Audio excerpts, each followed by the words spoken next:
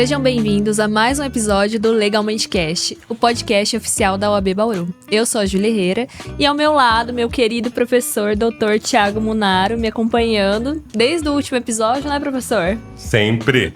E tá gostando? Muito. A oportunidade de recebermos pessoas incríveis com histórias mais incríveis ainda, para serem compartilhadas com a advocacia não só de Bauru, mas de todo o Brasil, é um privilégio. E com a sociedade, né? Porque a gente anda percebendo que a população anda interagindo, não tá ficando um bate-papo tão técnico e tá levando conhecimento, né? O nosso propósito é construir pontes. Exatamente. E hoje um episódio mais do que especial, o episódio do Dia do Advogado, dia 11 de agosto. E nós estamos aqui recebendo dois grandes advogados de Bauru, Dr. Eduardo Giannoni e Dr. Jorge Galli. Ambos vão falar um pouco sobre a advocacia, sobre as dificuldades que eles enfrentaram. E vai ser um bate-papo bem descontraído, né, Thiago? Exatamente. É um episódio mais que especial porque hoje, como a Júlia falou, 11 de agosto, Dia do Advogado, e nós estamos recebendo, sem nenhuma dúvida, dois grandes nomes da advocacia bauruense que elevam, que dignificam a história da nossa advocacia e que, portanto, para nós é motivo de muito orgulho. Sejam muito bem-vindos. Vou começar com o Dr. Eduardo. Dr. Eduardo, se puder se apresentar, contar para os nossos quem é Eduardo por Eduardo. Muito obrigado. Prazer, doutora Júlia, doutor Thiago, meu colega advogado também, doutor Jorge. Agradeço pela oportunidade. Bom, eu sou um advogado formado em 99 pela IT aqui em Bauru. Né? Depois eu comecei a advogar de maneira autônoma. Acabei sofrendo um acidente de trânsito, seguindo para um concurso no estado do Mato Grosso do Sul. E de lá para cá começou uma batalha grande, né? Mas já venho vencendo, conseguindo conquistas, principalmente tendo conseguido exercer minha profissão, que é advocacia. De lá para cá, concluído cursos de pós-graduação e também ingressado em carreiras públicas, hoje estando na Procuradoria do município. Então, posso dizer com toda a segurança que tudo que realmente profissionalmente eu consegui, em que pese as dificuldades da deficiência, eu devo à advocacia.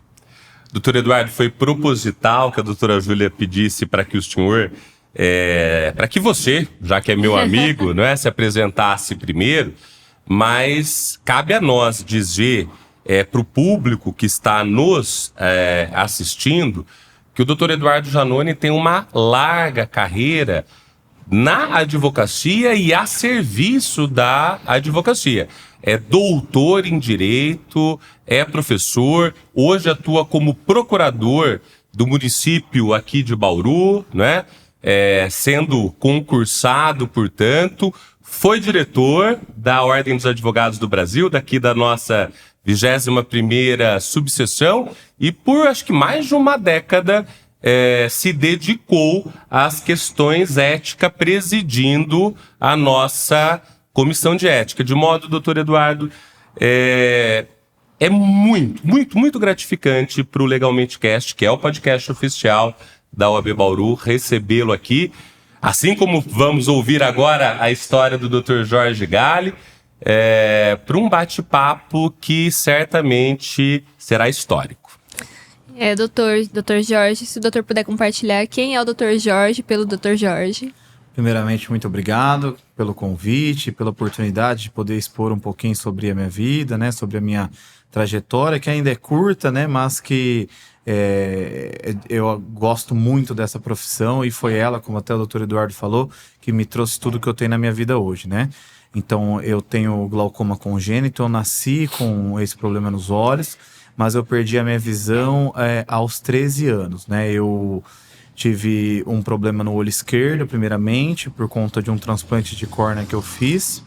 E do olho direito, como eu tenho esse problema da pressão no olho, por muitas cirurgias, meu olho estava muito sensível e eu subi a escada da escola quando o zíper de uma colega da blusa de frio que estava amarrada na cintura pegou no meu olho. Então, nessa oportunidade foi quando deu esse problema no olho direito também, que eu perdi de vez, né? Então, eu já ingressei na faculdade de Direito com a minha deficiência visual. Então, o Dr. Eduardo disse muito bem, né? Apesar das dificuldades, eu sou muito satisfeito com a minha advocacia e hoje a minha deficiência visual, para mim, é um detalhe, né? Então, consigo exercer plenamente, dentro das nossas limitações, aquilo que eu pretendo da advocacia. E o Dr. Jorge Galli, né, formado em 2016, portanto prestes a completar 10 anos de advocacia, é um advogado criminalista dos melhores, atua em casos de repercussão e relevância aqui em Bauru e atualmente é o vice-presidente lá da nossa comissão de advocacia criminal da OAB. De modo, doutor Jorge, que nós também que nos conhecemos há tanto tempo, desde os tempos da faculdade, depois acho que fez pós-graduação também, não é? E nos cursos lá da OAB sempre é uma alegria tê-lo aqui. Muito obrigado. E, doutores, o que motivou, né, os doutores a ingressarem no direito? Foi alguma questão de injustiça? A minha questão é muito familiar, né? Mas eu não sei se a de vocês foi o marco que desenvolveu a vontade. Eu quero ser advogado. Olha, na verdade, pelo menos no meu caso, né, eu tenho uma pessoa da família que é do direito, mas foi para a área da polícia, na verdade, né, que é meu tio. Mas, incrivelmente, né, meus testes vocacionais não davam para o direito, né? Mas eu acabei depois prestando concurso, né, aqui para vestibular na época para o direito, aqui na IT, e eu apostei no sentido de ver como efetivamente era o curso. Tanto que nos primeiros 6 meses eu cumulei a faculdade de Direito com um cursinho preparatório para outros vestibulares. Mas eu fui conhecendo a matéria, fui me apaixonando e, na verdade, são mais aí de quase 25 anos já trabalhando com direito. Eu também, desde sempre, né, foi uma faculdade que eu queria fazer, né? No início, o meu intuito era concurso, mas depois que eu comecei a advogar, que eu entendi que essa era a carreira que eu pretendia para minha vida. Então, o direito, para mim, sempre foi algo que eu almejei, né? Talvez por já ter a minha deficiência, quando eu tinha que escolher a faculdade, eu optei pelo direito porque seria mais a utilização naquela situação para mim da memória, de outras características minhas físicas que a deficiência visual não me limitaria a fazer essa faculdade. Então, para mim, foi por isso que eu escolhi o direito mesmo, pela paixão, né, mas também por conta da minha deficiência, que eu acreditava que isso não teria nenhuma limitação, né, naquele momento. Doutores, Janone, Jorge, nós da OAB Bauru, recentemente inauguramos um programa que é inédito em todo o Brasil, que é o programa OAB por Todos.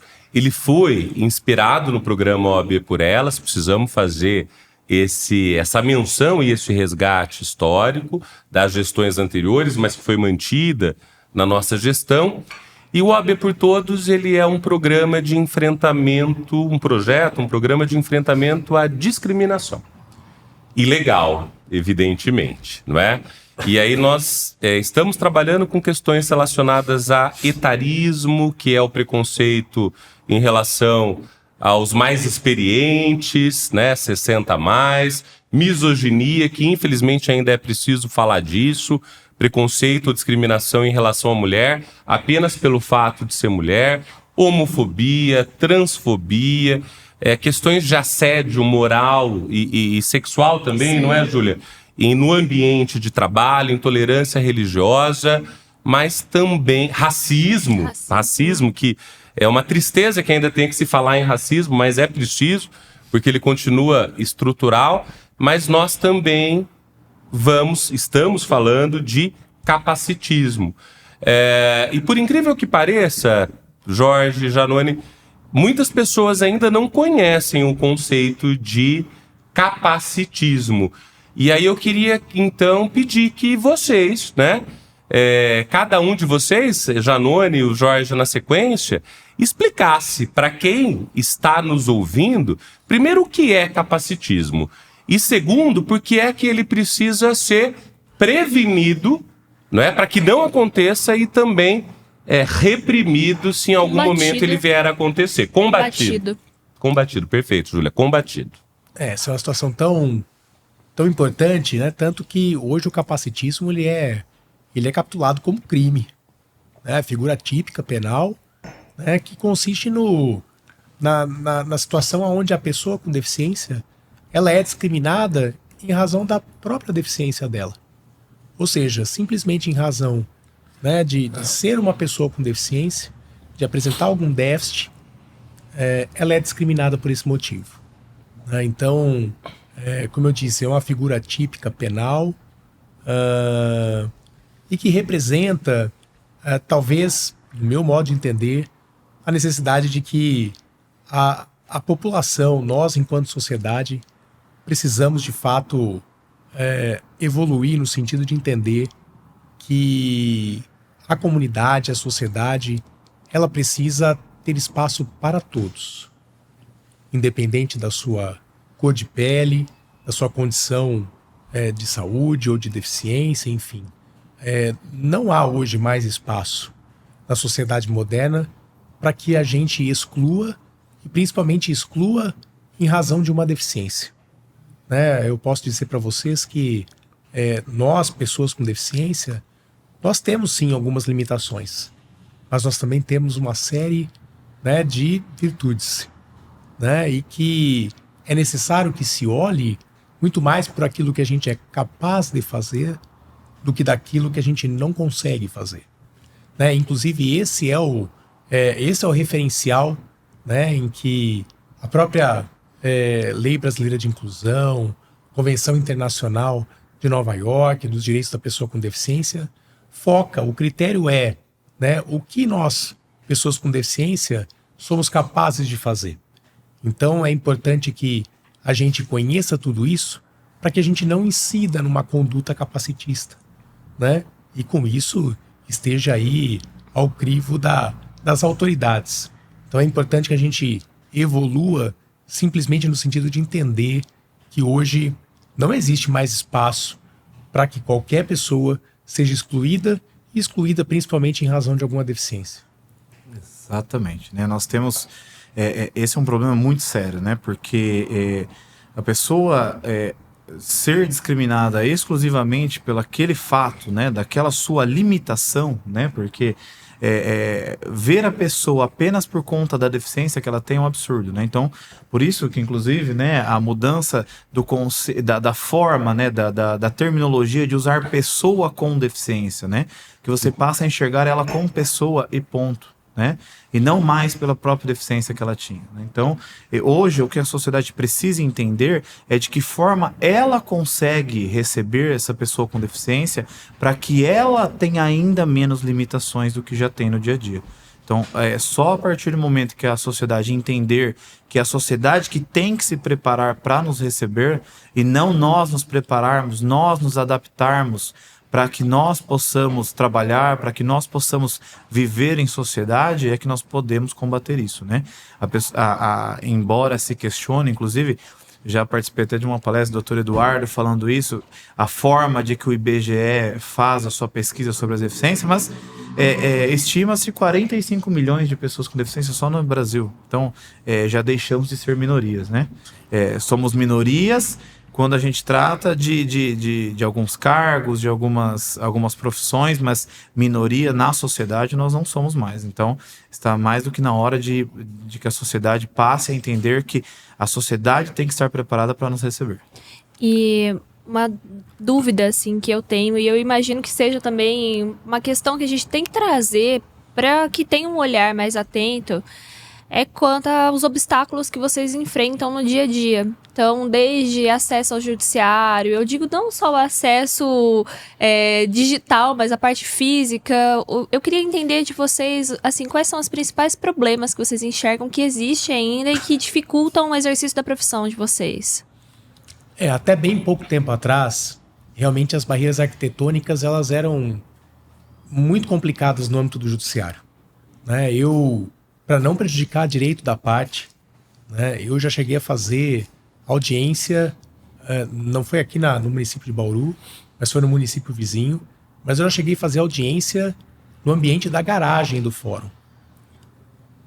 Porque não tinha como entrar. Não tinha como acessar o local de audiência desse fórum, e eu, para não prejudicar direito da parte, eu fiz a audiência, só que ao mesmo tempo eu fiz os registros, solicitei os registros em ata, e formalizei uma representação para o Ministério Público na mesma oportunidade.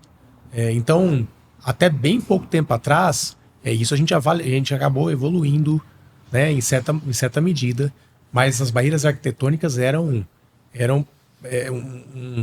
um obstáculo quase que intransponível. Né? Hoje nós temos, né, a questão dos sistemas de peticionamento eletrônico, né, que eu digo, pelo menos por mim, em razão da minha deficiência, né, não me traz tantas dificuldades. Mas acho que eu não posso dizer o mesmo, né, em deficiências como a do Dr. Jorge. Né? Então, é fato que a gente vem evoluindo no sentido de melhorar essas condições no âmbito judiciário. A gente vê esforço, né, no Poder Judiciário para que isso seja melhorado, né? Mas o que ainda existe são situações que, como a gente sabe, nosso Brasil é gigante, é gigantesco, né? A gente ainda vive aqui no centro-sul do Brasil. Eu posso imaginar que talvez essa não seja uma situação uniforme, né, no âmbito do Brasil como um todo, mas situações de falta de acessibilidade e muitas vezes também de falta de necessidade comportamental também é algo muito complicado que a gente enfrenta todos os dias. Exatamente. Eu posso afirmar assim, com toda certeza que a advocacia criminal não existe a possibilidade de eu exercê-la sem uma pessoa.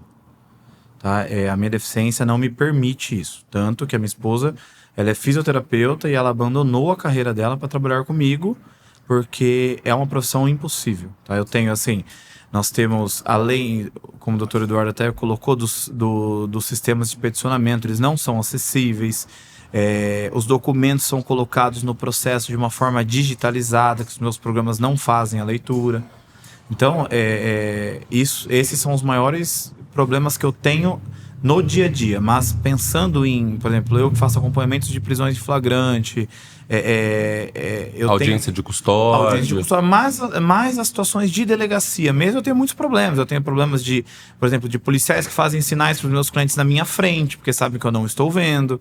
Então, assim, sem esse auxílio de uma terceira pessoa, eu tenho certeza absoluta que eu não poderia exercer minha advocacia. Então, com certeza está errado, né? Porque um dos fundamentos é justamente a independência, a autonomia e independência da pessoa com deficiência. Então, a advocacia criminal não tem essa não permite isso para mim, infelizmente. Mas, assim, nós temos outras formas, nós vamos nos adaptando, né? Principalmente essa questão dos sistemas de peticionamento, né? Mas não existe um tutorial, não existe um canal para que você possa. Já tentei diversas vezes contatar as empresas responsáveis, mas não existe, eles não estão preparados para isso. Não se pensou, Jorge, alguma pergunta específica para você, depois vou fazer uma específica para o Janone. Então, você poderia afirmar aqui que hoje não existe, no âmbito do Tribunal de Justiça de São Paulo, um sistema de peticionamento eletrônico que seja efetivamente acessível ao advogado com deficiência visual? Posso afirmar com toda certeza, infelizmente. E você já sentiu algum tipo de obstáculo, ou mesmo de tratamento? O Janone trouxe um termo aqui que eu gostei bastante, que é acessibilidade comportamental. Isso. Nós vamos falar mais sobre isso. Barreira atitudinal, né? Mas você, assim, diante da sua questão específica, que é a deficiência visual, você não enxerga nada, né, Gali? Absolutamente nada. 0%. Já sentiu algum preconceito no tratamento de juízes, promotores, delegados? Conta isso pra gente. Muito pelo contrário. Que bom, Eles me que trazem, eles me respeitam mais por conta da minha deficiência. Inclusive, já tiveram situações de nós termos, por exemplo, 2 depoimentos ao mesmo tempo na delegacia, da minha esposa acompanhar um, eu acompanhar outro, e o próprio delegado me auxiliar na questão de assinatura de documentos, para aguardar que a minha esposa retorne para poder verificar o documento. Então, nesse ponto, eu não tenho o que reclamar. Que bom. Existe, portanto, essa sensibilidade humana. Humana, sim. Perfeito. Janoane, você é um acadêmico, né? Doutor em Direito, tem artigos publicados. Nós estamos aqui, fomos gratamente presenteados com o livro de autoria do Dr. Eduardo Janoane, que é a sua tese de doutorado, que trata do Poder Judiciário na efetivação de políticas públicas em saúde auditiva. Mas eu gostaria, Janoane, de ouvi-lo sobre um tema que tem sido recorrente na atualidade, que os enquadramentos, digamos assim, me corrija se eu estiver errado, tá? Sobre as pessoas que têm o transtorno do espectro autista. Então nós temos lá os níveis de suporte, nível 1, nível 2, nível 3, né?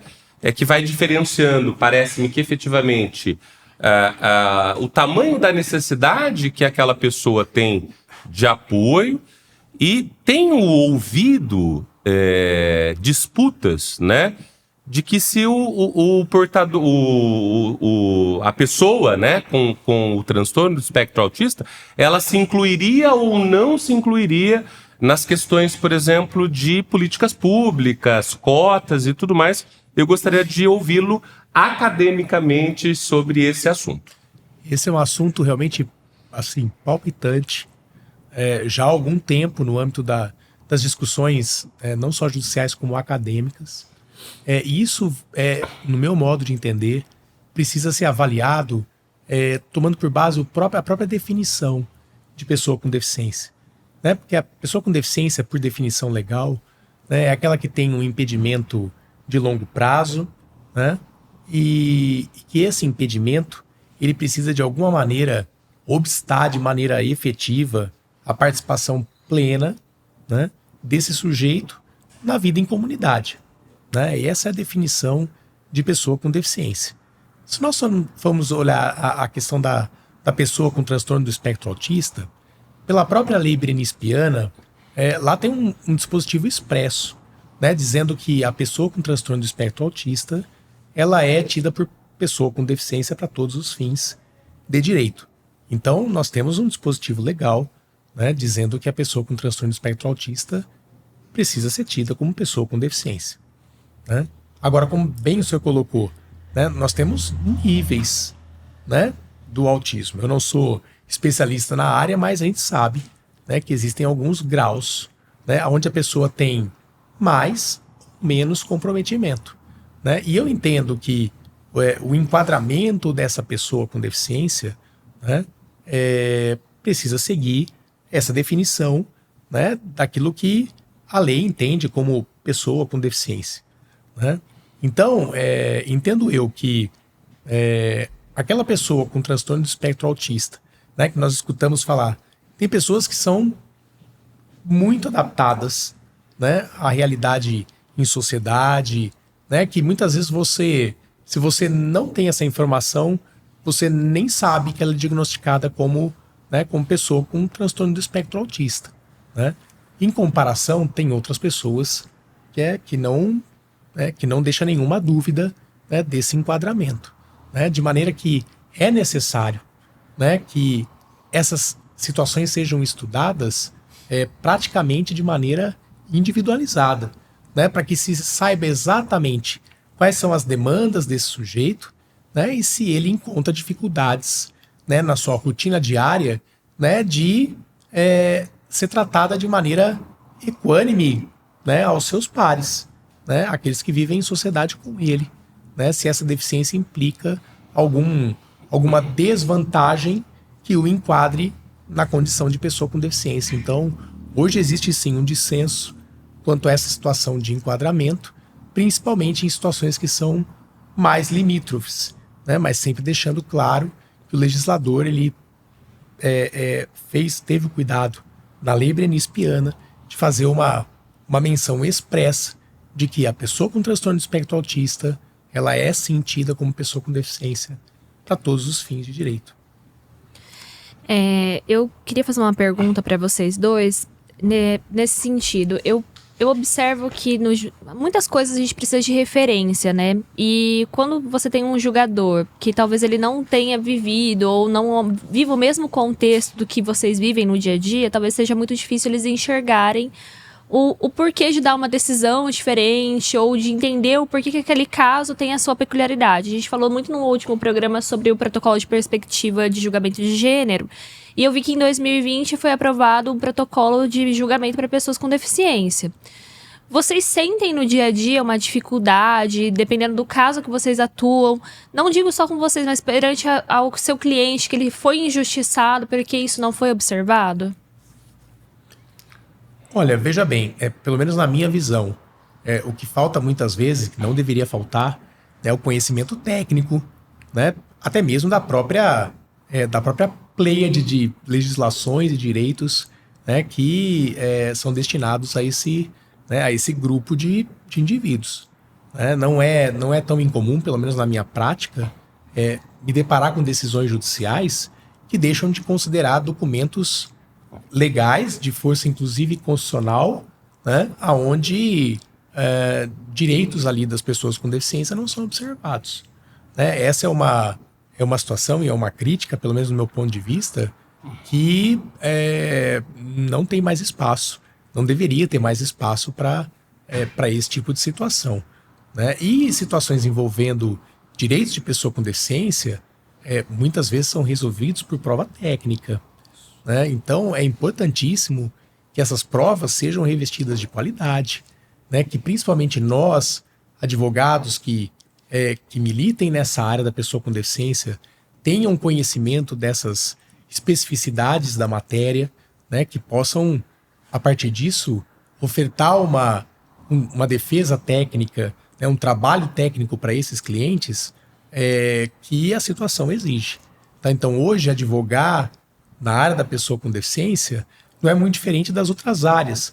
Exige o quê? Exige conhecimento específico da área, né, para que a gente, enquanto advogado, possa ofertar de maneira efetiva um trabalho pleno, de qualidade, para esses sujeitos que nos procuram, para que nós possamos tutelar o direito desses indivíduos. Então, hoje eu vejo realmente algumas decisões onde não se aplica de maneira absoluta, íntegra e integral, né, os direitos da pessoa com deficiência, o que nos faz socorrer muitas vezes de instâncias superiores para poder fazer valer aquele direito daquele cliente. Eu milito na área do direito de família, Dr. Tiago também, e eu fiz essa pergunta porque diversas vezes eu já me deparei com a situação principalmente na questão da fixação de pensão, disso ser completamente desconsiderado, ou não ser o mesmo critério que foi utilizado para uma pessoa que não tem deficiência ser utilizado para fins de fixação do valor de pensão para uma pessoa que tem deficiência. Sobretudo criança, né, Júlia? Sim, e um absurdo, porque eu falo, eu me indigno muito, eu falo, como que esse juiz não conseguiu ter acessibilidade de olhar que, tudo bem, são duas crianças, mas esse com certeza tem muito mais necessidade do que esse outro. E estabelecer como se fosse, na minha cabeça, colocar dentro de caixinhas, assim, essa idade é esse valor, essa outra idade é esse valor, e isso puro e simples. Mas é como o doutor Eduardo falou, né? Não quer dizer que pelo fato do magistrado não ter experiência ou não ter uma criança com deficiência dentro da sua casa ou da sua família, que ele não é obrigado a ter o conhecimento técnico, né? Do que aquela deficiência causa para aquela criança e para aquela família ao ponto de ser necessária uma fixação de alimentos num valor maior, né? Mas nós vimos até recentemente, né, numa outra situação, num outro tribunal do Brasil, de que o desembargador disse que o autismo se tornava um fardo pro pai, né, pagar pensão. Então, o fato de você não ter... Não quer dizer que por eu ser um advogado com deficiência, eu sei mais do que um advogado técnico sobre o direito da pessoa com deficiência. Muito pelo contrário, né? Como o doutor Eduardo falou, em todas as áreas o conhecimento técnico vai ter que ser importante. Então, ter a experiência e ter o convívio com uma pessoa com deficiência é importante para que você possa, talvez, ter uma maior sensibilidade, mas o que não vai substituir o conhecimento técnico. Jorge, você trouxe um dado que me chamou bastante a atenção de que hoje no Brasil tenhamos talvez 45 milhões de pessoas convivendo com alguma deficiência. Portanto, não é uma minoria, mas é um grupo muitas vezes minorizado e vulnerabilizado. E aí eu faço a pergunta para os dois também, para o Janone e para o Jorge, no seguinte sentido. Vocês são advogados e, portanto, conhecem as leis. Lei é algo abstrato, está no papel, né? E ela se torna um direito quando ela sai do papel e a gente sente, né? É concreto. Eu queria então que vocês trouxessem para nós essas duas questões. Existem leis suficientes? Está bom do ponto de vista do direito positivo? Porque parece-me que o Brasil, em termos de produção legislativa, né, seria adequado ou não? Quero ouvir de vocês.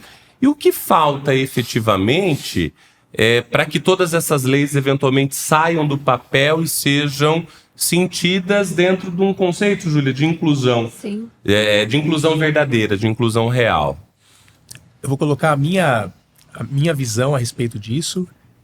Eu entendo que o nosso sistema normativo, nosso arcabouço legal no tocante à pessoa com deficiência, ele é muito bom, né? É um dos mais avançados e elogiados, inclusive internacionalmente, né? De maneira que eu estou convencido de que no aspecto legal, né, nós temos um arcabouço bastante interessante e bastante útil, né?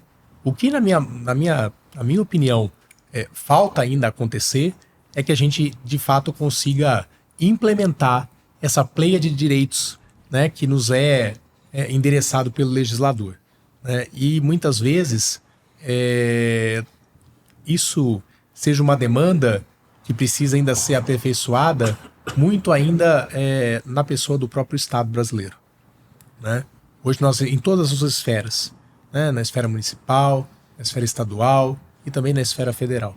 Porque hoje existe, no meu modo de ver, ainda um grande abismo entre aquilo que está positivado, né, e aquilo que efetivamente é garantido, né, por nossas instituições, enfim, por todo o sistema executivo, administrativo que hoje nós estamos submetidos. Então, para mim, ainda existe um vácuo, um abismo muito grande entre aquilo que está positivado e aquilo que a gente pode ainda e precisa efetivar a título de direitos. Exatamente, eu concordo plenamente com relação à nossa legislação, que é extremamente avançada e aborda de uma forma muito ampla mesmo os direitos da pessoa com deficiência. E no meu modo de pensar, como você perguntou, Thiago, eu acredito que essas entidades, essas instituições ligadas às pessoas com deficiência que já fazem um excelente papel, mas que precisam buscar diminuir esse abismo que o doutor Eduardo disse do poder público, né? do que é e do que deveria ser, né? a nossa sociedade em si. Mas pensando em legislação, o Brasil está muito avançado, os direitos da pessoa com deficiência estão muito bem colocados, mas infelizmente o poder público precisa entender e aplicar de uma forma que chegue até quem está aqui embaixo, né? É a vez da... Perdão. Não, pode falar. Não é a vez da Júlia, mas dentro do que o Jorginho me trouxe, me veio uma questão. Eu vou interromper a doutora Júlia só um minutinho. Vocês acham que, do ponto de vista do sentimento de inclusão, efetivamente, nós estamos num caminho de evolução ou alguma coisa tá andando para trás? No meu modo de entender, eu sempre costumo dizer que nesse aspecto de definição de ações afirmativas, né, nós temos, sem sombra de dúvida, e na minha concepção, são políticas afirmativas necessárias, né? Só que eu entendo que essas políticas afirmativas, elas são necessárias em conjunto com toda uma conscientização que precisa mudar a forma de pensar de nós mesmos enquanto sociedade. Porque só as ações afirmativas, sem o preparo de nós cidadãos, de entender que a diferença é algo normal, né, que não tem nada de errado na diferença, a gente não vai conseguir avançar.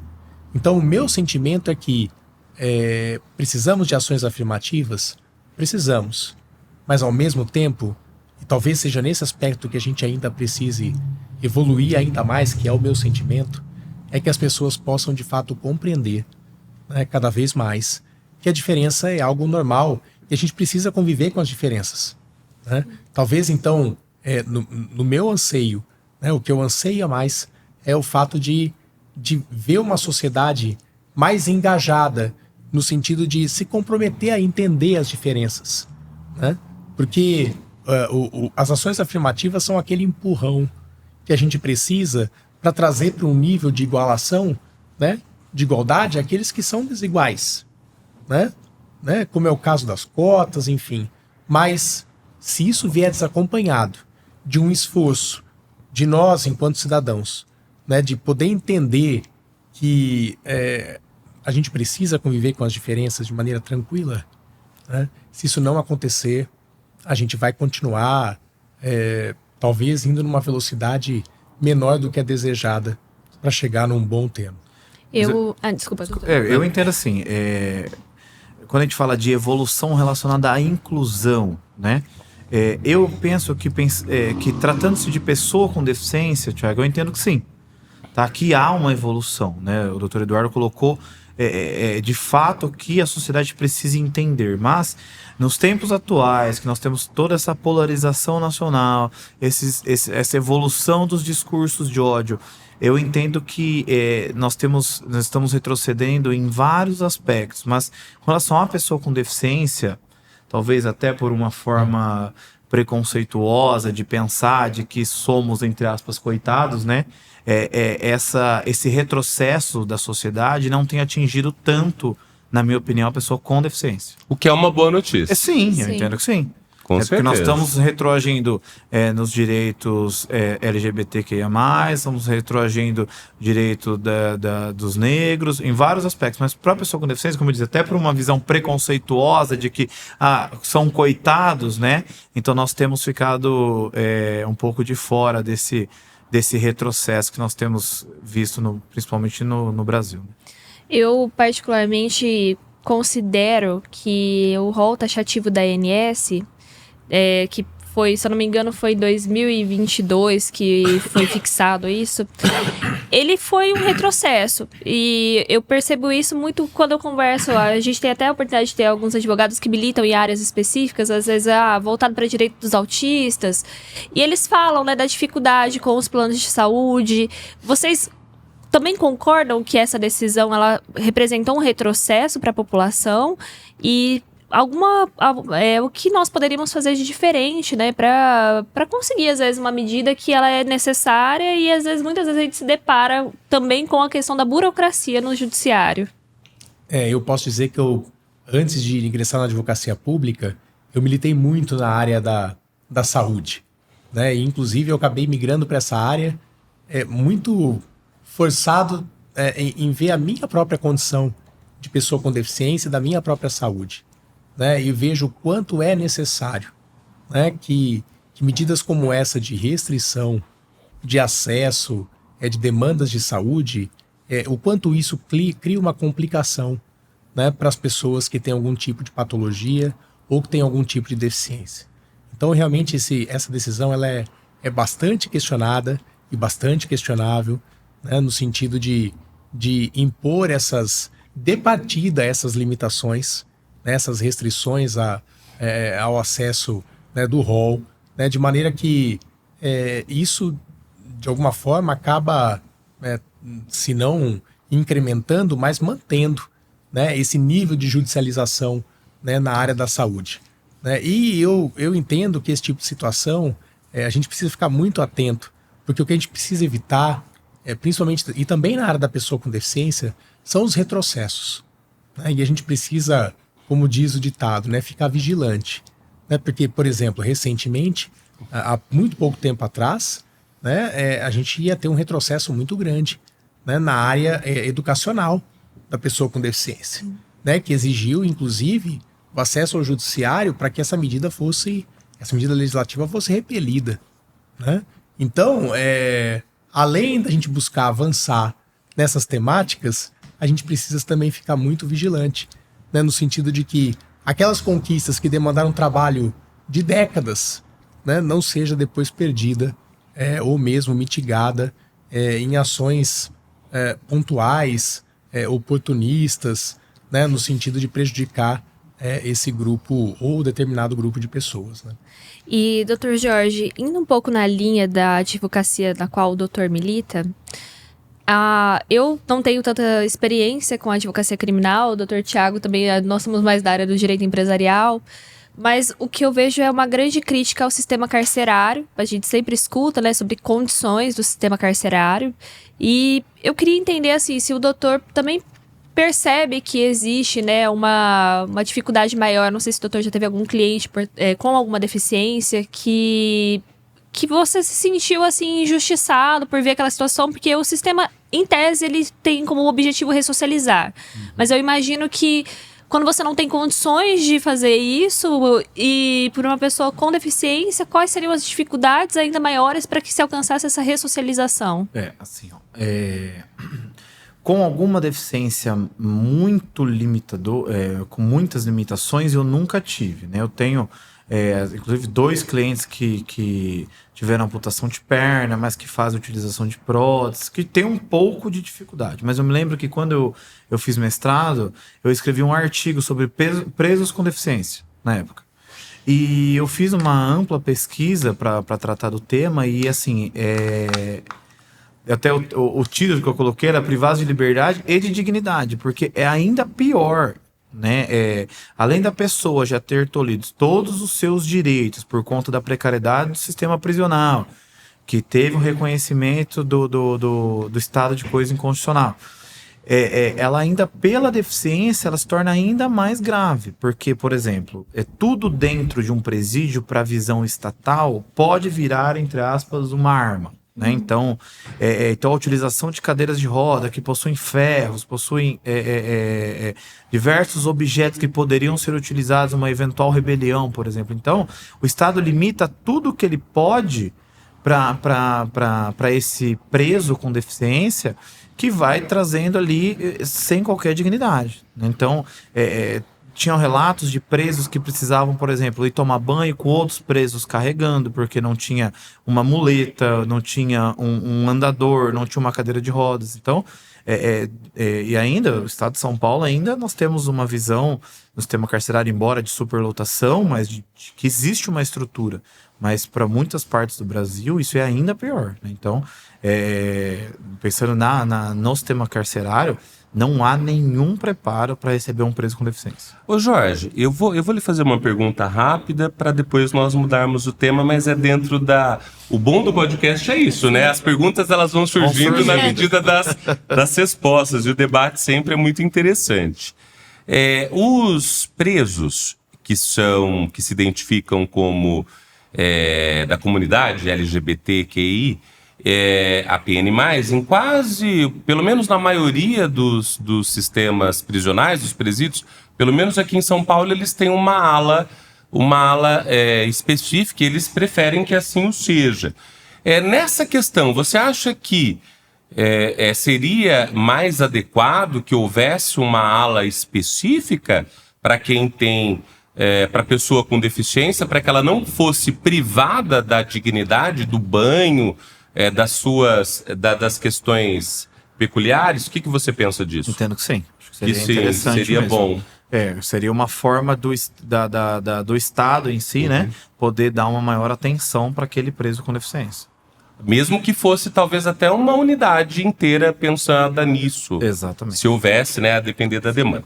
Júlia, eu queria conversar agora sobre sistema de justiça. Sim. E eu vou fazer primeiro uma pergunta ao Jorge, pelo fato de ele ser advogado criminalista, e com a resposta dele complementar com o Janone, que é um advogado público, né? Jorge, você é um advogado, como a Júlia disse, falamos já várias vezes, criminalista, que atua, acho que com quase todos os crimes, né? Faz audiência de custódia e tudo mais. Sei, pelo nosso contato, que atende pessoas da periferia, negros, pobres, né? E há um senso comum, talvez, de que a justiça no Brasil seja uma justiça seletiva. Então, que a justiça chega, né, a decisão do Poder Judiciário para um homem negro pobre da periferia, ela chega de uma forma diferente da que chega para o homem ou o jovem rico que mora num condomínio fechado, ainda que o crime tenha sido exatamente o mesmo. Vamos falar de tráfico de droga, só para citar como exemplo. Eu queria a sua opinião sobre essa ideia de justiça seletiva. Isso, infelizmente, na área criminal é muito evidente. Até nós brincamos recentemente com uma outra colega, que ela me ligou, ela estava numa prisão em flagrante de um rapaz de classe média alta, loiro, dos olhos claros.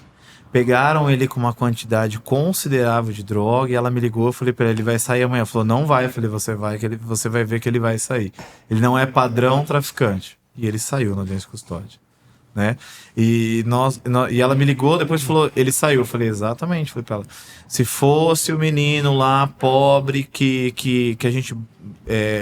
que nós tratamos como ponta de biqueira, né? Que é um menino que fica ali fazendo a venda, provavelmente teria ficado preso, porque a justificativa era que ele sairia da audiência de custódia e voltaria a cometer o crime novamente, né? Então, na área criminal, principalmente com relação ao tráfico de drogas, é muito seletiva, infelizmente. Eu já me deparei...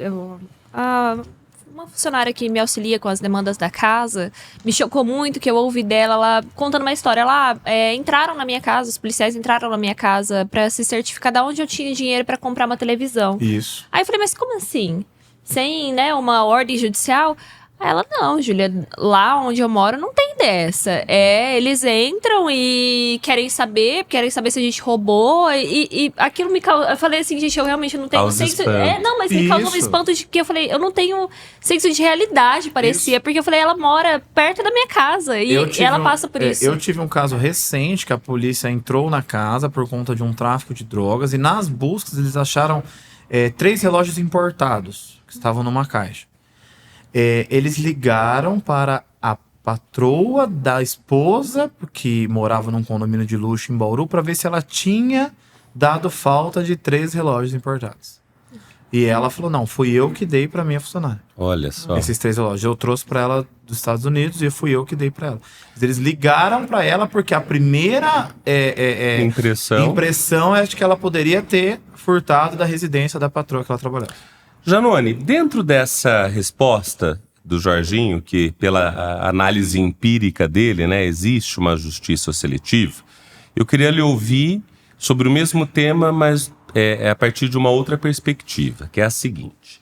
Eu sou professor há 18 anos, né, e dando aula há tanto tempo, já tenho alunos, promotores, ex-alunos, né, que hoje são promotores de justiça, juízes de direito, delegados de polícia. Mas eu sempre disse aos meus alunos o seguinte: ser aprovado num concurso público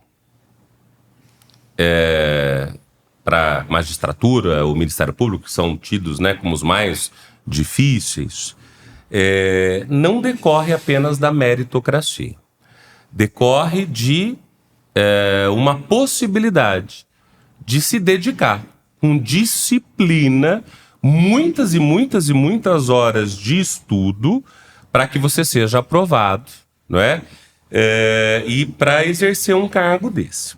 E aí hoje, isso é recente, foi há poucos dias, eu vi a foto do último concurso da magistratura aqui do estado de São Paulo, né, dos ingressantes, e são todos ali jovenzinhos, muito bonitos, muito bem vestidos, pouquíssimos negros, não é? Evidentemente nenhuma pessoa com deficiência, ao menos aparente ali na foto, e muitos jovenzinhos mesmo, que me leva a crer, também aqui um dado empírico, que são pessoas que saíram da faculdade e tiveram condições de pai, mãe ou alguém, né, bancando os estudos e a própria manutenção naqueles 3 anos necessários para aprovar essas pessoas, evidentemente que estudaram, tem o mérito deles, né? Mas você, na sua visão, essa justiça que tem sido construída a partir de estudantes de direito que tiveram essa oportunidade de serem ajudados, digamos assim, do ponto de vista material, para chegarem a um concurso. Se tornam juízes de direito de uma comarca, né, Jorge, que é pequena, que aí vão julgar questões criminais, questões de pessoas com deficiência, com 25, 26, 27 anos, muitas vezes sem nunca ter ido a uma delegacia, sem nunca ter ido a uma periferia, sem conhecer o que é uma favela, sem conhecer as mazelas da vida, digamos assim. Você acha que isso contribui para a ideia de seletividade da justiça? Olha, Tiago, essa é uma situação que nos põe realmente a pensar. Eu acho que não dá para criar um modelo uniforme, né, a respeito desse entendimento, mas é uma situação que realmente acaba, no meu modo de entender, pelo menos criando uma dificuldade, né, de muitas vezes você poder entender de fato, né, quais são as mazelas, né, da vida real. Eu posso usar o meu exemplo mesmo.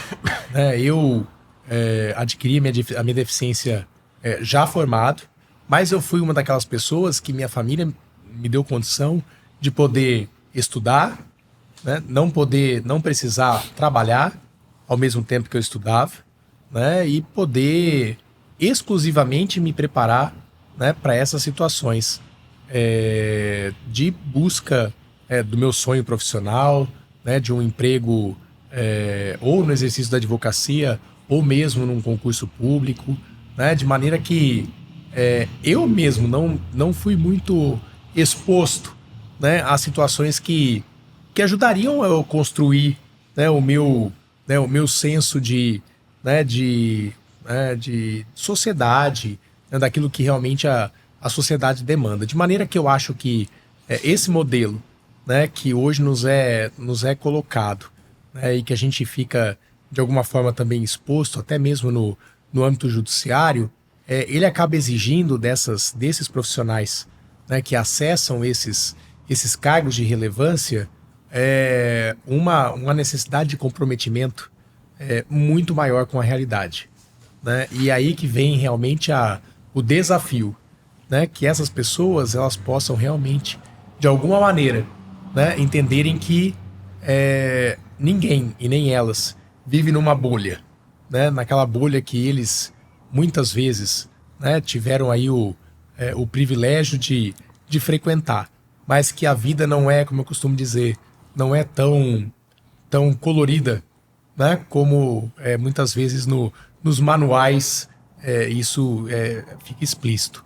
De maneira que eu entendo que para que essa seletividade não aconteça, né, esses profissionais, e aqui neles eu me enquadro, né, eles precisam ter um comprometimento de entender, né, que realmente as coisas não acontecem dentro de uma sala, né, ou dentro de um gabinete, né, ou dentro de de algo que exclua aquilo que realmente é a realidade do dia a dia, né, da nossa sociedade.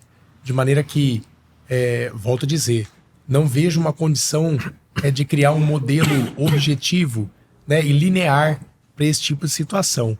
Mas, sem sombra de dúvida, a partir do momento que a pessoa se afasta daquilo que é real, da realidade que acontece realmente na sociedade, a chance, né, de viver num mundo e aplicar regras de um mundo paralelo, né, essa chance aumenta. E, doutores, uma curiosidade. Vocês já se depararam no dia a dia da advocacia com algum magistrado que tem deficiência? Porque eu, particularmente, não tive essa experiência. Não sei se o Thiago já se deparou. Nunca vi. Assim, na minha prática da advocacia, não. Né? Só conheço pela mídia, enfim, né? Mesmo assim, né? Mas, assim, pouquíssimos casos. O primeiro juiz cego de primeiro grau do estado de São Paulo tomou posse em julho do ano passado. Olha só. Não? Conhece outros casos de cego de alguma outra... Tem o Dr. Ricardo Tadeu Marques, né? Que é Tadeu, desembargador, mas que entrou pelo quinto, né? Porque ele era procurador do trabalho, entrou pelo quinto no TRT do Paraná. Esse né? é o único que eu conheço. Isso. Aí tem um outro desembargador também que é cego, mas também entrou pelo quinto. Mas o primeiro juiz de primeiro grau do Estado de São Paulo, Justiça do Trabalho, que entrou na Justiça do Trabalho, é julho do ano passado. Olha só. Jorge, vou aproveitar que você falou do quinto, de como o quinto diversifica, né? A visão. A justiça mesmo, a visão de mundo que os tribunais devam ter. Eu sou um entusiasta da ideia do quinto constitucional. Eu me lembro, Janone, fui aluno do professor José Roberto Anselmo, de Direito Constitucional, e éramos todos leigos, e ele explicando o quinto constitucional ali logo no comecinho da faculdade, Júlio, que era algo que eu não sabia, que eu não tinha conhecimento. E eu falei, então quer dizer que um advogado, ele pode se tornar desembargador. E eu achei aquilo estranho, e um membro do MP também pode. E ele explicando a importância disso, do como é importante para a oxigenação. Mas aí vou fazer uma pergunta indelicada. Que ano você nasceu, Janone? 77. 77. Que ano você nasceu, Jorge? 92. 92. Júlia? 93. 93. Eu nasci em 80. Então, quando eu e o Janone nascemos, né? Janone em 77, eu em 1980, esse é um dado histórico estatístico. No Tribunal de Justiça de São Paulo, não havia nenhuma juíza, não estou falando de desembargadora, hein? Estou falando de juíza de primeiro grau, mulher. A primeira vez que uma juíza foi admitida na magistratura do estado de São Paulo, o maior estado do país, o maior tribunal de justiça do mundo, foi em 1981. Primeira mulher que a ingressar. Aí, Jorge, quero ouvir de você. Em 1998, aí então você já era nascido, Júlia, também, foi que o Tribunal de Justiça de São Paulo recebeu a primeira mulher desembargadora pelo quinto constitucional do Ministério Público. E a segunda mulher desembargadora veio pelo quinto constitucional da advocacia. E só depois que começaram a ser, Júlia, promovidas juízas lá do ingresso de 1981 como desembargadoras, 20 anos depois da carreira. E hoje, eu analisei há pouco tempo atrás, o anuário do Tribunal de Justiça de São Paulo. São 360 desembargadores, 85, se não me falha a memória, juízes em segundo grau, que ficam definitivos, né, aguardando abrir uma vaga para desembargador, mas não voltam mais para o primeiro grau. Apenas, Jorginho, 17% são mulheres em 2025, esse é o anuário de 2025. Jorginho, só tem um desembargador negro, que veio pelo quinto constitucional da advocacia. O que você, Jorginho, pensa? Qual seria o papel da advocacia e aí necessariamente da OAB para essa ideia de diversificação e oxigenação do tribunal pelas vagas que nós temos do quinto constitucional? Bom, eu acho difícil, né, nós adentrar nesse tema sem pensar em inclusão, né? Como que a OAB pode promover a inclusão dentro já dos seus quadros, né? Para que possa propor essa diversificação para o próprio tribunal, né?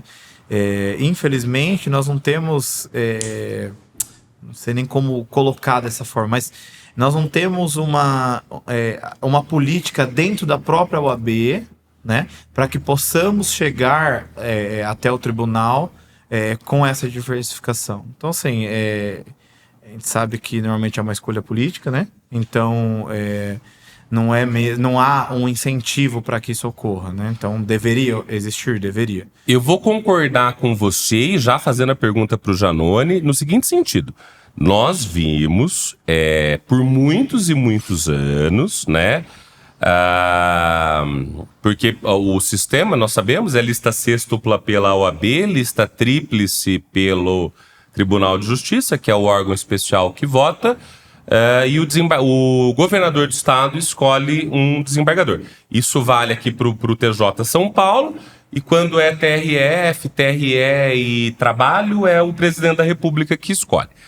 Mas nós tivemos, então, por anos a fio,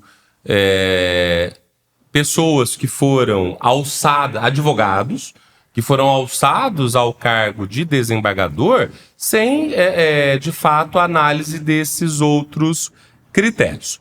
Agora, a atual gestão da OAB e a gestão anterior também, então estou falando das gestões Patrícia Vanzolini e Leonardo Sica, instituíram listas com paridade de gênero e também com a questão da cota racial. Nós não temos, Júlio, uma mulher preta desembargadora.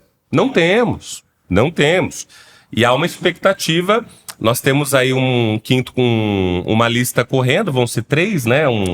3 listas, e há uma expectativa, pelo menos tem se falado nisso, de haver uma mulher preta desembargadora, que seja a advocacia, a fazedora disso, né?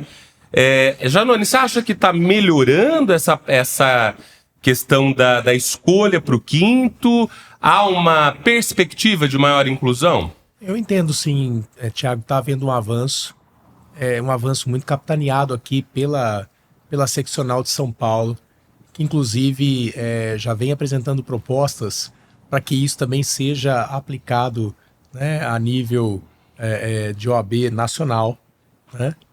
E as medidas que foram apresentadas, elas convergem justamente para esse ideal, né? Então, como você bem colocou, a questão da reserva paritária, né, de gênero nas listas, isso é uma demanda muito importante, que até já surtiu efeitos também na própria forma de escolha, também no próprio âmbito do judiciário, né, nas promoções por merecimento, enfim.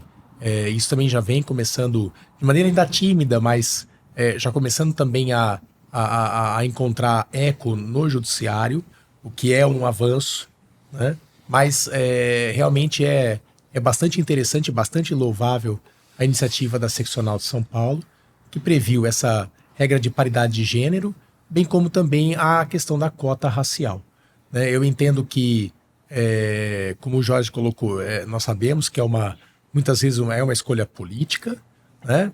Mas que não pode fechar os olhos, né, a essa realidade de inclusão, né, também desses grupos, né, e também do próprio mérito, né, do trabalho que essas pessoas fizeram, né, pela instituição, né, instituição advocacia, instituição Ministério Público, enfim.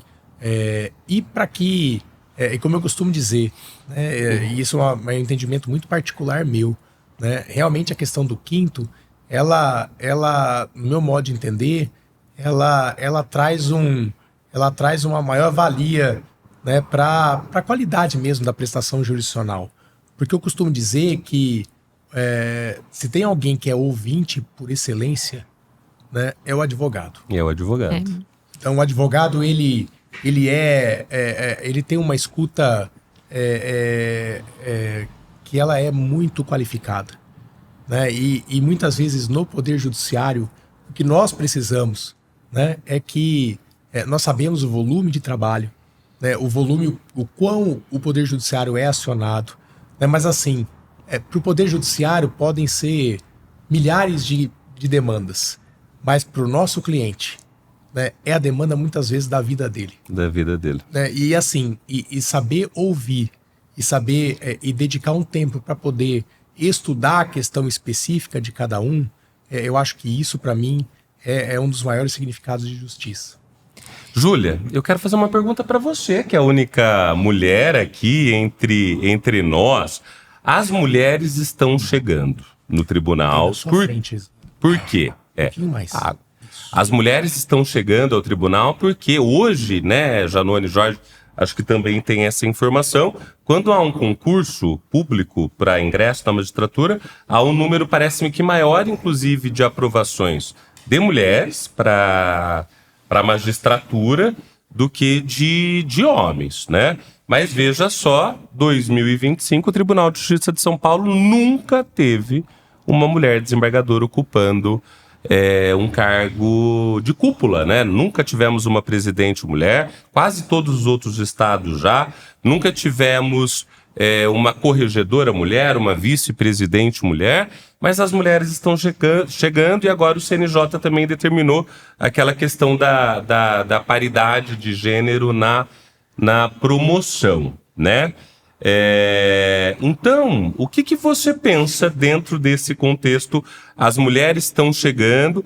A advocacia, desde que evidentemente represente os anseios da advocacia no tribunal, a forma de pensar do advogado ali no tribunal, o que você acha que também é o papel da OAB nessa diversificação do quinto constitucional, né? Do ingresso de advogados no Tribunal de Justiça dentro do quinto? Olha, Thiago, recentemente eu tive o prazer de entrevistar a doutora Patrícia Vanzolini e ela trouxe um dado que me deixou muito feliz, que foi de saber que na jovem advocacia as mulheres atualmente são a maioria. Um cenário que eu também me formei há 11, 10 anos atrás, nessa época não era. Então, eu particularmente enxergo que a gente já teve até essas discussões no escritório. São dores que só eu, como mulher, vivo aquilo no dia a dia e dores que vocês vivem no dia a dia e que talvez eu jamais vou conseguir enxergar ou mensurar. Então, é mais do que necessário que a gente tenha essa pluralidade, né, tanto de gênero quanto de pessoas com deficiência ali, para a gente ter um julgamento que é o que a gente busca justo. Então, sem isso, eu vejo que a gente vai estar falando para os mesmos e nunca a gente vai evoluir, porque se a gente não entra numa roda onde aquela discussão, ela incomoda e que ela traz alguma coisa representativa, tudo fica a mesma coisa. E quando, vamos fazer menção ao Dr. Luiz Alberto Davi Araújo, acho que merece todas as nossas reverências, né?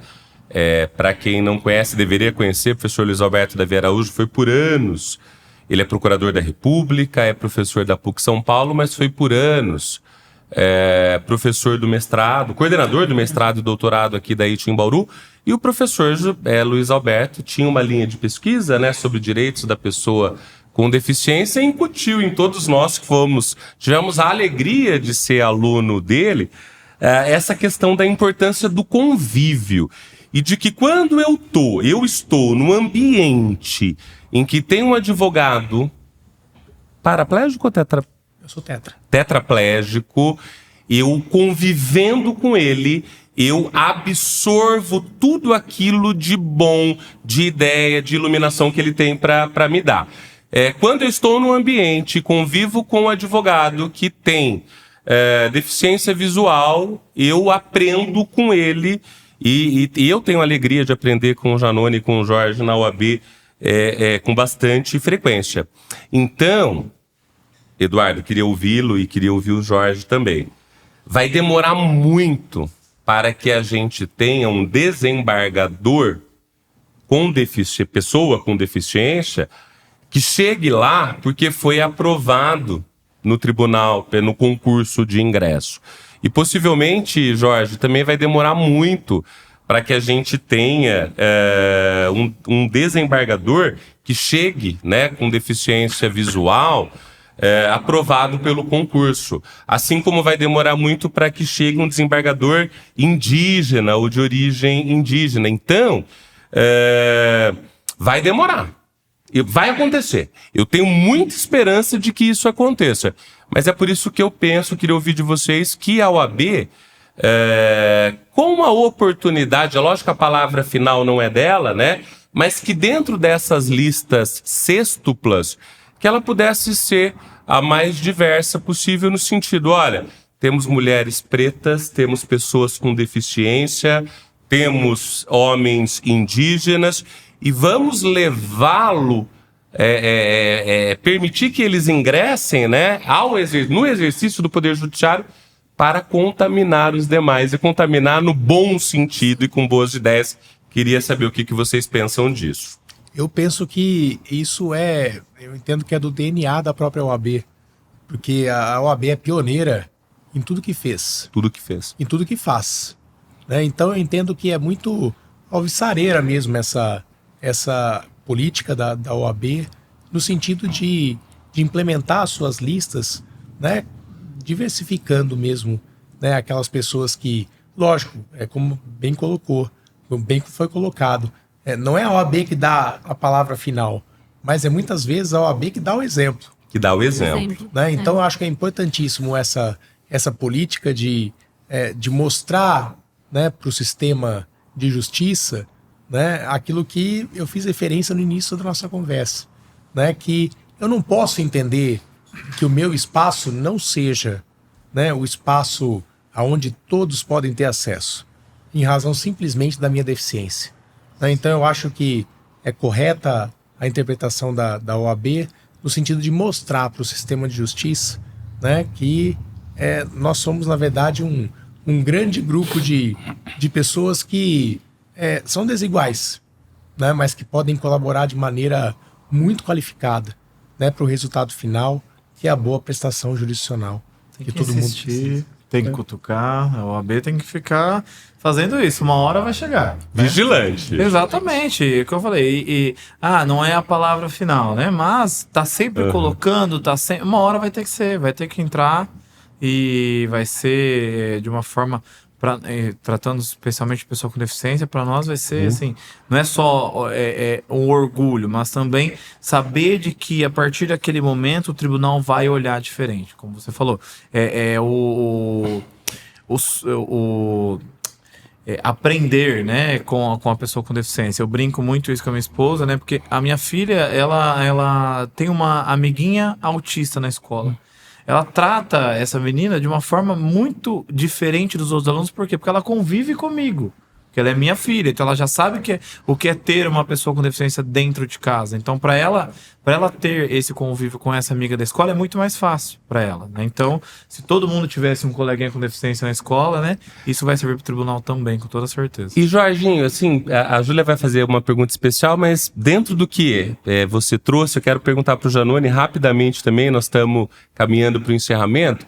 Janone, você acha que quando, por exemplo, um menininho ou uma menininha, né, cadeirante, que tenha nascido já com algum tipo, com uma deficiência motora, tô certo? O nome é esse? Jorge, quando você tem um menininho ou uma menininha que nasceu já com a deficiência visual, e enxergam aqui um professor, um advogado, doutor em direito, enxergam aqui um grande advogado criminalista, vocês se sentem referência e fonte de inspiração para que essas pessoas tenham os mesmos sonhos e lutem por essas mesmas conquistas? Eu acabo carregando essa missão de maneira muito especial. Eu acabo colocando mesmo essa responsabilidade porque eu sei que eu sou visto. Né? Eu sou visto e as pessoas olham que eu, não só com o meu esforço, muito diferente disso, o esforço da minha família, dos meus amigos, de todas as pessoas que me cercam, dos profissionais que cuidam da minha saúde, as pessoas veem que eu consegui chegar, né, aonde eles também almejam chegar. Né? Então, sem sombra de dúvida, a gente é visto, a gente muitas vezes é indagado, né, de como conseguiu chegar, e para mim é um privilégio poder ser visto e muitas vezes ser colocado como alguém que é inspiração, né, para outras pessoas poderem chegar também muito mais longe do que eu cheguei. Concordo plenamente. Eu acho que ver nós com essa forma de nossa, você conseguiu chegar, né? Às vezes a gente se incomoda com isso, mas quando a gente trata de outras pessoas com deficiência que possam se inspirar em nós, para que possam chegar a ter uma carreira sólida, uma carreira dentro da advocacia, para mim também é um motivo de orgulho. Eu fico muito feliz quando as pessoas vêm e falam, olha, eu até conversei com meu sobrinho, que eu te conheço, e que ele também quer fazer direito, que dá para advogar, dá para ter uma carreira. Então, para mim também é um motivo de muito orgulho. Eu não me incomodo com isso. Eu fico muito feliz em poder ver que outras pessoas conseguem enxergar em mim uma forma de ter uma profissão na vida. E a gente gosta muito de falar da jovem advocacia, porque eu também já fui jovem advogada, ainda acho que eu sou, mas a gente sabe como é difícil, né, Thiago, começar na carreira, e ainda mais com uma deficiência. E eu queria que se vocês pudessem compartilhar um conselho de vida, que seja técnico, motivacional, mas que vocês deixariam para o jovem advogado, se vocês puderem passar isso para o nosso podcast, vai ser maravilhoso. Olha, eu acho que a jovem advocacia ela é muito pródiga nisso, né? Eu acho que o jovem ele tem uma abertura de horizonte, de visão, né? Que muito auxilia nessa compreensão, né? E o meu maior desejo, né? É que a jovem advocacia possa realmente, com a sensibilidade que tem, né? Acolher a todos, né? Não só aqueles que têm, né, como todos nós que começamos na carreira temos dificuldade, né, mas de enxergar também que o espaço é para todos, né, para a pessoa com deficiência, para o advogado que tem algum tipo de deficiência ainda mais. E tenha certeza, né, que todas essas pessoas, o advogado com deficiência, né, o advogado negro, né, a mulher advogada, cada um traz uma valia, né, traz um diferencial que, na verdade, vai ajudar a toda a classe, né? Então, enxergar no diferente algo que pode acrescer ainda mais os meus conhecimentos e a minha vivência, eu acho que é algo espetacular e eu confio muito na juventude, principalmente na juventude da advocacia, que, volto a dizer, é muito capaz de extrair dessas vivências algo que vai qualificá-lo ainda mais. Eu penso assim, se engana aquele que acha que o concurso público é difícil. Iniciar na advocacia é difícil, né? Muito difícil. Vai ser desanimador, vai ser algo que você pensa em desistir, e isso aconteceu comigo também, e independente da minha deficiência ou não, né? A advocacia, ela tem que ser aquilo que você ama fazer. O dinheiro ele é importante, principalmente para você ter uma vida, uma família, mas ele não é a única coisa que você vai ter pensando em advocacia. Se você não escolher aquela área que você goste e não se preparar para aquilo, né? Porque, como eu falei, o concurso ele é difícil, mas se você não for um advogado preparado, a advocacia vai ser ainda mais difícil que um concurso público. Então, é se preparar para que você possa ter dentro daquela área que você ama dentro da advocacia o sucesso. Porque às vezes a pessoa visa, vou para criminal porque aquele advogado está ganhando dinheiro. Vou para tributário porque o advogado está ganhando dinheiro, no empresarial. E não é só isso a advocacia. Porque quem busca na advocacia exclusivamente o dinheiro, eu tenho certeza absoluta que nunca vai ter uma carreira de sucesso. Eduardo Giannone, Jorge Galli, olha que tarde incrível de tanto conhecimento, de tanto debate. Eu acho que nós, nessa sala hoje, pudemos debater um pouco da sociedade brasileira, do nosso senso de justiça, né? Muito obrigado por terem aceitado o convite, muito obrigado por compartilharem as histórias de vocês. E muito, muito, muito obrigado por vocês serem efetivamente fonte de inspiração, não só para a advocacia, mas sobretudo para os como a Júlia acabou de falar da jovem advocacia, para as futuras gerações de advogados ou não. Que sendo pessoas com deficiência, saibam e enxerguem que elas podem chegar exatamente aonde elas querem chegar. Foi muito bom, e dentro do último texto que nós, do último contexto que nós discutimos, OAB, nós queremos mais diversidade no Tribunal de Justiça pelo 5º Constitucional. Nós queremos mulheres pretas, nós queremos homens pretos, nós queremos mulheres e homens, pessoas com deficiência, nós queremos indígenas, nós queremos um tribunal mais plural e mais diverso, e só nós da OAB somos capazes de promover essa mudança, essa oxigenação e essa diversificação. E nós vamos correr atrás disso. Muito obrigado, Eduardo Giannone, que alegria. Muito obrigado, Jorge Galli. Eu vou passar para a doutora Júlia, que também vai fazer as suas considerações e passar para os nossos convidados fazerem a mensagem final. Eu agradeço muito a presença dos doutores aqui. Eu já tive a oportunidade de trabalhar com o doutor Eduardo Giannone no Tribunal de Ética. Já tirei algumas dúvidas, talvez o doutor nem se lembre, mas sempre me socorria ele. Doutor Jorge Galli, foi a primeira vez que conheci e admiro já desde já muito o trabalho do doutor. E queria pedir para vocês, se vocês pudessem deixar uma mensagem final para o nosso podcast, para os nossos ouvintes, fiquem à vontade. Inclusive, doutor, onde também o pessoal pode comprar, adquirir o livro do doutor, né? Pode deixar aqui, faça seu merchan. Muito obrigado, doutora Júlia, doutor Tiago, ao meu grande amigo e colega, doutor Jorge, que já deixo registrado aqui, é uma grande inspiração para mim, né? Sempre poder compartilhar com a convivência, com o profissionalismo do Dr. Jorge. Agradeço muito pela oportunidade de tratar desse tema, que é um tema que permeia a minha vida, mas que eu entendo que também precisa de visibilidade, né? E o podcast nos deu essa possibilidade de tratar desse tema.